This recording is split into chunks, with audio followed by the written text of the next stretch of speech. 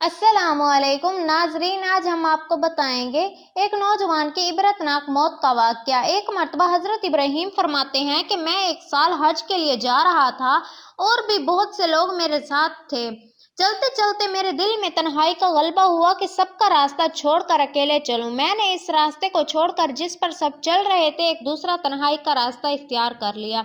मैं 3 दिन 3 रात मुसलसल चलता रहा। न मुझे इस दौरान भूख लगी और ना ही प्यास।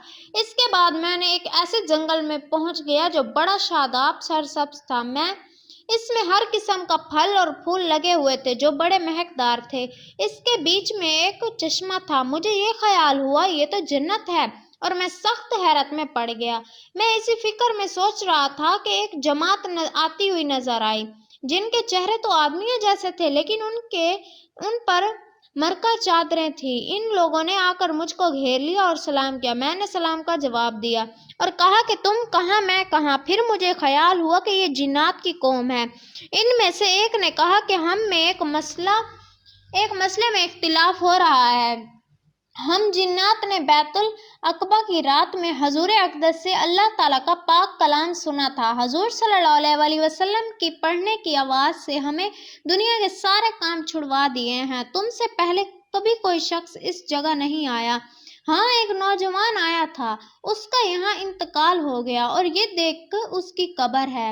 उसकी कब्र मैंने देखी तो पानी के तालाब के किनारे थी। उसके गिर्द छोटा सा बागीचा था जिसमें ऐसे फूल लग रहे थे कि मैंने इस जैसे कभी नहीं देखे थे। फिर वो जिन कहने लगा इस जगह के और इसके दरमियान इतने इतने महीनों का या इतने इतने बरसों का रास्ता है। मैंने कहा कि मुझे इस नौजवान का हाल बताओ। उनमें से एक ने सुनाया कि हम लोग इस चश्मे के किनारे बैठे हुए थे, आपस में बहस कर रहे थे।